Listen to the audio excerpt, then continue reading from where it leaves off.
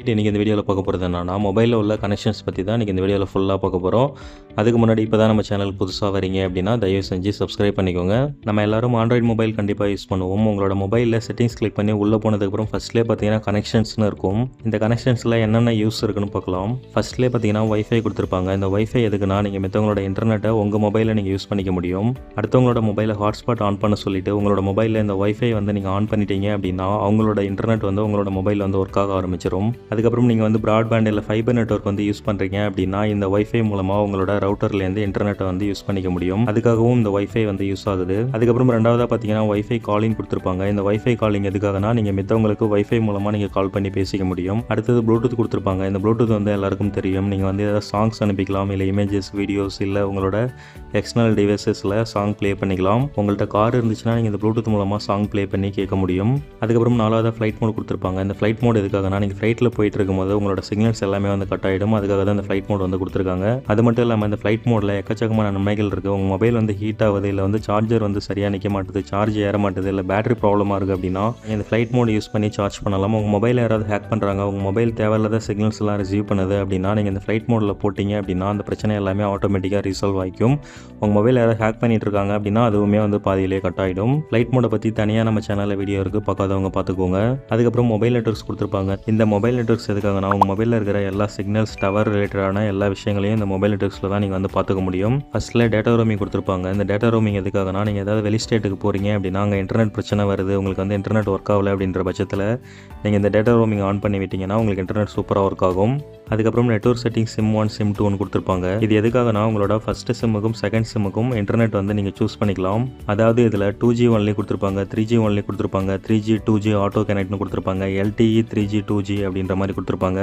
லாஸ்ட்டாக பார்த்தீங்கன்னா 5G mobile use பண்ணுறீங்க அப்படின்னா 5G LTE 3G 2G auto connect அப்படின்னு கொடுத்துருப்பாங்க. அதில் ஃபஸ்ட்டே கொடுத்துருப்பாங்க 5G LTE 3G 2G auto கனெக்ட்னு இருக்கும். அதை தான் நீங்கள் சூஸ் பண்ணணும். இல்லை வேறு ஏதாவது தெரியாத உங்கள் மொபைலில் யாராவது 2G 3Gன்னு செட் பண்ணி வச்சுருக்காங்க அப்படின்னா உங்களோட மொபைல் இன்டர்நெட் சரியாக கனெக்ட் ஆகாது, ரொம்ப ஸ்லோவாக இருக்கிற மாதிரி ஃபீல் பண்ணுவீங்க. அந்த மாதிரி டைமில் நீங்கள் இந்த ஃபஸ்ட்டில் இருக்குது பார்த்தீங்களா 5G LTEன்னு இருக்கும். இல்லைனா நீங்கள் 4G மொபைல் யூஸ் பண்ணுறீங்கன்னா வெறும் LTEன்னு மட்டும் இருக்கும். அதை ஃபஸ்ட்டில் உள்ள ஆட்டோ கனெக்ட்னு இருக்கும், அதை சூஸ் பண்ணிக்கோங்க.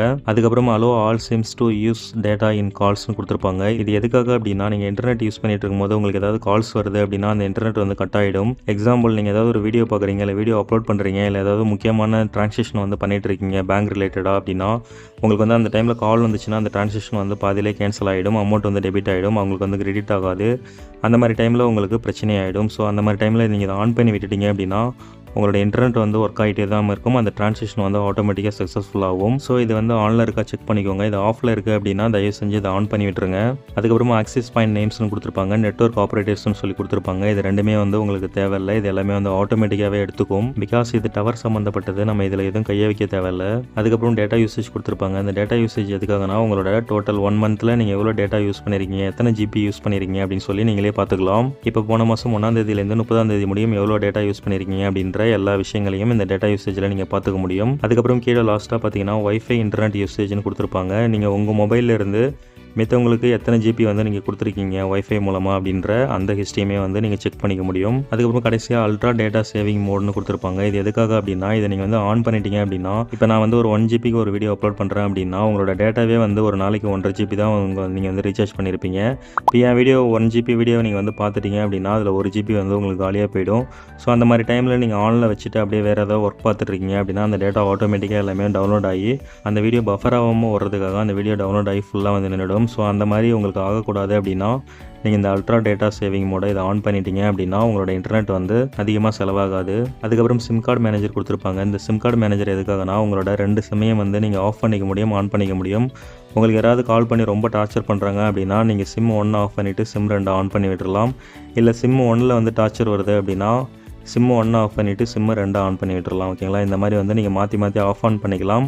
அதுக்கப்புறம் நீங்கள் கால் பண்ணும்போது ஃபஸ்ட்டு சிம்லேருந்து ஆட்டோமேட்டிக்காக போகணுமா இல்லை செகண்ட் சிம்லேருந்து ஆட்டோமேட்டிக்காக போகணுமா அப்படின்ற அந்த ஆப்ஷனுமே நீங்கள் இதுக்குள்ளே தான் சேஞ்ச் பண்ணிக்க முடியும். அதுக்கப்புறம் நீங்கள் நார்மல் டெக்ஸ்ட் மெசேஜ் யாருக்கா சென்ட் பண்ணுறீங்க அப்படின்னா அது சிம் 1 ப்ரிஃபர்டு சிம்மாக கொடுக்கணுமா இல்லை சிம் 2 கொடுக்கணுமா அப்படின்ற அந்த ஆப்ஷனுமே நீங்கள் இதில் பண்ணிக்க முடியும். ஸோ இந்த மாதிரி சிம் கார்டு சம்மந்தமான எல்லா விஷயங்களையும் இந்த சிம் கார்டு மேனேஜரில் நம்ம பண்ணிக்க முடியும். அதுக்கப்புறம் மொபைல் ஹாட்ஸ்பாட் கொடுத்துருப்பாங்க. இந்த மொபைல் ஹாட்ஸ்பாட் எதுக்காக அப்படின்னா நீங்கள் அவங்க இன்டர்நெட் மத்தவங்களுக்கு கொடுக்குறதா இருந்தால் இந்த ஹாட்ஸ்பாட் மூலமாக ஈஸியாக கொடுத்துக்க முடியும். ஒரு மொபைலுக்கு தான் கொடுக்க முடியும்னு இல்லை. நீங்கள் 10 ஃப்ரெண்ட்ஸ் வச்சுருக்கீங்க அப்படின்னா அந்த 10 மொபைலுக்குமே உங்களோட ஒரு சிங்கிள் ஹாட்ஸ்பாட்லேருந்து வைஃபை மூலமாக நீங்கள் உங்களோட இன்டர்நெட் வந்து ஷேர் பண்ணிக்க முடியும். அதுக்காக தான் இந்த ஹாட்ஸ்பாட் வந்து கொடுத்துருக்காங்க. நீங்கள் இந்த ஹாட்ஸ்பாட் ஆன் பண்ணிவிட்டு உங்கள் ஃப்ரெண்டை வந்து வைஃபை ஆன் பண்ண சொல்லணும். அந்த மாதிரி சொன்னதுக்கப்புறம் அதில் வந்து பாஸ்வேர்டு வந்து கேட்கும்.